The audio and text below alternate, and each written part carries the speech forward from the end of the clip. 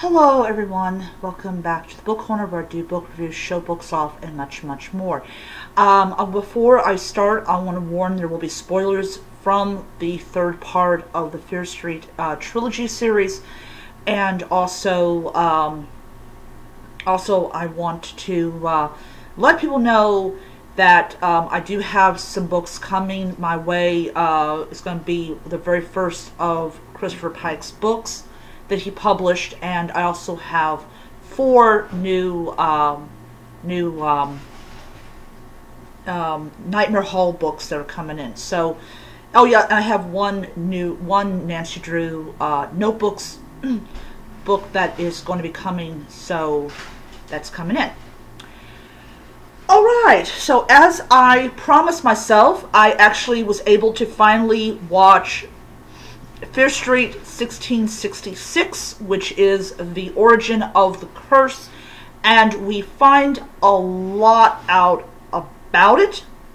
I do want to also say that there is a desire to make more of these movies, and the actors who have been in the 3 of them have talked about wanting to come back and do another one, which is really excellent. Because when you got people, though, yeah, I want to do this again, you know you're probably going to get more Fear Street. So, we find out that the original name for Shadyside was Union, and it was a settlement. It wasn't a big one. It was your atypical small settlement. So, by the way, if you guys want to know this background, my brother's microwaving some food. So, we find that Sarah Fear actually is what is known as a veterinarian midwife. And what that means is that she aids in the birth of farm animals.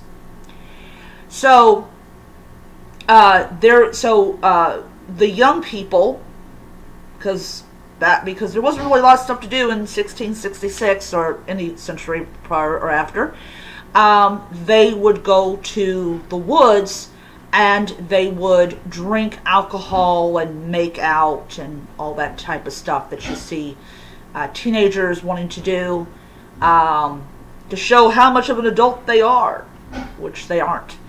And we do find out that Sarah Fear was in fact a lesbian, and a comment from the trailer was actually accurate. Sarah Fear was in fact a lesbian. So was the girl that she was with.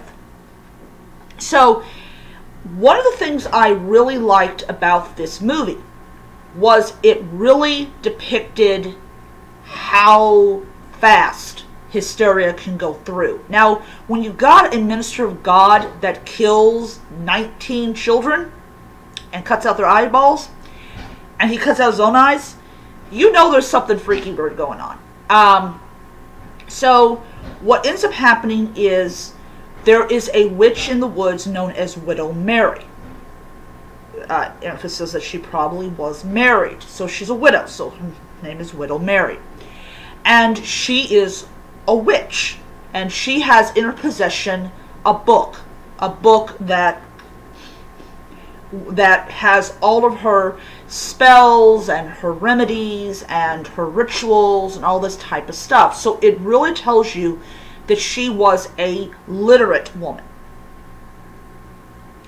So when you have a woman in the 1600s who has a book, and yes, books were around in the 1600s.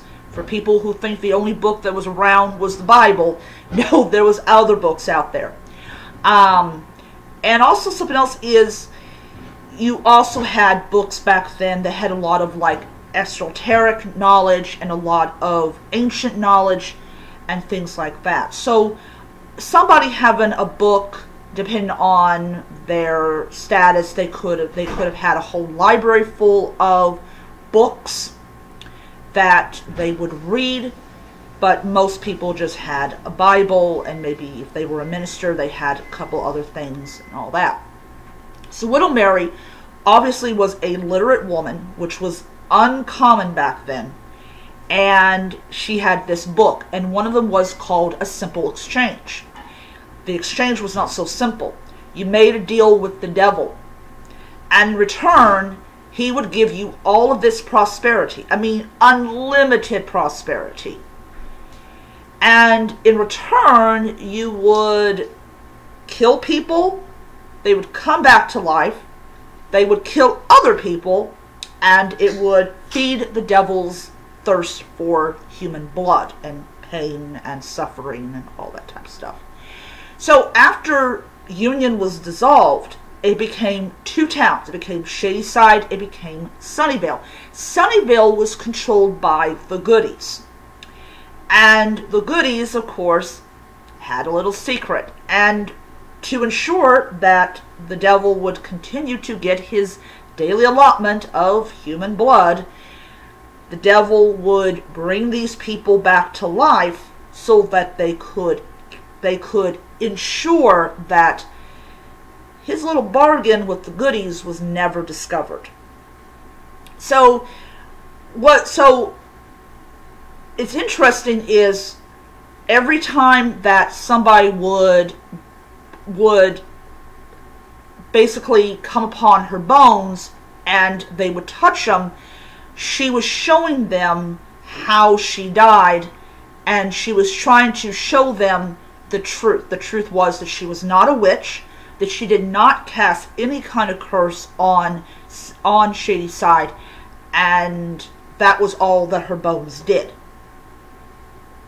The Goodies, once they realized that maybe somebody knew their secret, the devil would send these dead people that had been killed or he had turned into killers, and they would go after the people that was starting to suspect that there was something a lot more going on than possible. So as more and more people were killed, Sunnyvale got more and more prosperous. Their prosperity was linked to the death and the destruction and the pain and the suffering of another town, which is pretty creepy type of relationship.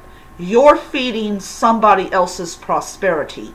You're feeding an entire town's prosperity. So Sunnyvale had luxury cars and had big mansions and had well-to-do people and had country clubs, and everybody was prospering on what the devil was doing, what the Goodies were doing to other people. And as Sunnyvale got more and more and more prosperous and more luxurious, Shadyside got more and more derelict and more helpless. So there was a reason why people in Shadyside could never leave Shadyside. Most of them were destined to be killed essentially by the devil. So the Goodies and everybody else living the high life on top of the hill could continue to enjoy their prosperity and their good fortune. So the Goodies were in fact deeply seeped into the occult, and since it worked for them, hey, we're going to continue to do it. But the thing about Sarah Fier, what made her a very, very tragic character was, first of all, she was a lesbian. Second of all, she was a woman. And third of all, she turned down, rebuffed the advances of a psychopathic killer, which in today's age would actually be a good thing, but back then when women did not have a voice, when women had no control over who they married or anything,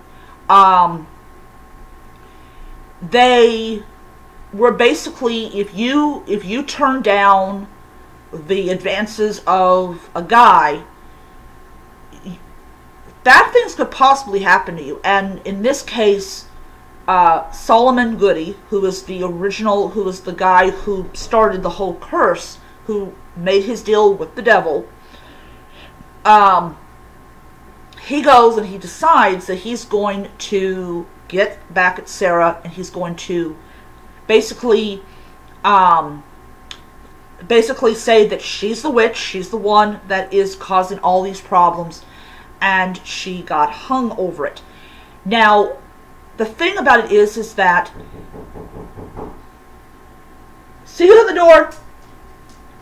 So, yeah, so he basically, he goes and he chases her down, and he cuts her hand off. And it was a really barbaric way. It's the mailman, if you want to know. It was a very barbaric way to have your hand cut off, because he literally ripped it off. And so she's hung. Now, the thing was, her and her girlfriend were both accused of witchcraft. They were women. They were different. And they were the type of people that would be susceptible to these types of things. And the kicker was, the guy who started all this pain that essentially caused the death of most of these women's children, he was allowed to get off scot-free, because nobody suspected that there was a guy that was doing it, that it was actually a man that was doing it and not a woman. Now, there is a trilogy out called the Fear Street Trilogy, and the bad guy, the Fears are actually the bad people, but Goody, and I don't know his first name, he is the one who is the practitioner of the black arts. And it is actually, he actually starts the curse that targets the Fear family, who is also heavily seeped into the occult and black magic and all that type of stuff, with that curse. So it takes the idea of the curse and it applies it pretty well. So they discovered that the only way that they're going to take care of the curse is to kill the last of the Goodies. So the heir, the oldest, the one that could actually do the ritual, is the one who's targeted for elimination. Because if you kill him and he doesn't have any sons, the curse ends. So sure enough, he does not have any sons. So when they kill him, or when she kills him, everything goes back to how it was prior to that day that he made the deal with the devil in 1666. So the blob that allows these dead servants that comes up from the pits of hell, it goes away, and the carvings go away, and everything. So everything reverts back to normal except for the cave system, which is really the only way that those two girls are actually going to get out. So they actually discover at the very end of the tunnel that they're actually in Sunnyvale, and they're actually in the mansion that belongs to it probably belongs to the guy they just killed, or it belongs to the brother. And the really weird thing is, this was only something that the oldest knew about. The rest of the family, they claim they did not know about it. I don't know if they didn't know about it or did know about it. If they didn't know about it, then it really was a closely guarded secret between the father and the oldest son. Why the oldest son would want to make a deal with the devil after seeing all his friends get butchered, I don't know. But he did. He made a deal with the devil. So what's going to happen to Sunnyvale now that their source of their prosperity has been destroyed? Probably they will go downhill just like Shadyside, but Shadyside might just, the prosperity might just come back to Shadyside. So it's kind of, it's really weird is the Goodies were eliminating all of the prosperity that could have come to Shadyside, and they took other people's chances of happiness and of wealth and of whatever, and they took it. They took it from other people, which is sick beyond anything. It's kind of weird. It's kind of this weird relationship that either town didn't know about. Only the goodies knew the secret to their prosperity, and why Sunnyvale was so prosperous. Why Sunnyvale had the mansions and the luxury cars and the country clubs, and and it was the place you wanted to move to.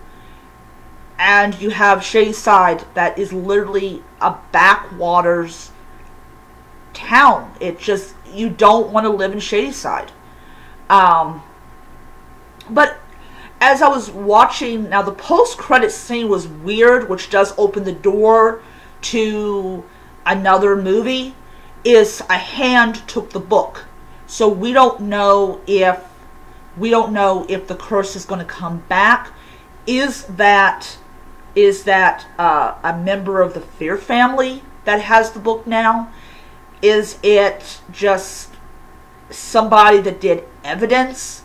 And why the heck did you just not take the book? I mean, you're gathering evidence. Why didn't you take the book? Which is interesting. Which I think the book should have been burnt, personally. But yeah, so it was a really, really exciting movie. I really enjoyed it a lot. It really was a satisfying conclusion to the trilogy, but it did open the door for more Fear Street movies. I think the actors did a great job portraying these characters. Yeah, I mean, overall, it was a really great movie. I highly, highly enjoyed it. And I do have some stuff that came in today. So if those are books, I will do a book. I will be showing them off. But yeah, so I just wanted to get on here and just do a review of it. Oh yeah, I just remembered. I did say I was going to do a overall impression. My overall impression of the movies is it did keep into the spirit of the Fear Street books. I really loved, as I said before, how the actors portrayed these characters. They definitely do not look like that they are newbies in the movie business. I know for a fact that a lot of them have been in television shows and all that. But yeah, so it was a great series of movies. As I said, I highly enjoyed them. I thought they were great. I thought that they were really well done. You really got a sense of helplessness. And when you watched in 1666, they did a great portrayal of a witch hunt. Also, they did a great portrayal, a great thing where if you confessed that you were a witch, you did die. And that's what her girlfriend did. Her girlfriend did confess to being a witch to save her skin. Sarah refused to say she was a witch. She was like, no, I'm not a witch.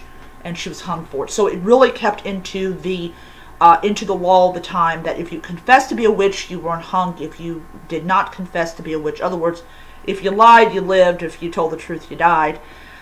They did it very well. So I really enjoyed it. I really enjoyed the sense of, as I said, of hopelessness, of dread. It was just a really great movie. And yeah, so I hope and pray they bring out more. I really would love to see more Fear Street movies. And yeah, so I will see you guys around. Until next time, may you be happy, healthy, most importantly, be safe, and read on. Bye.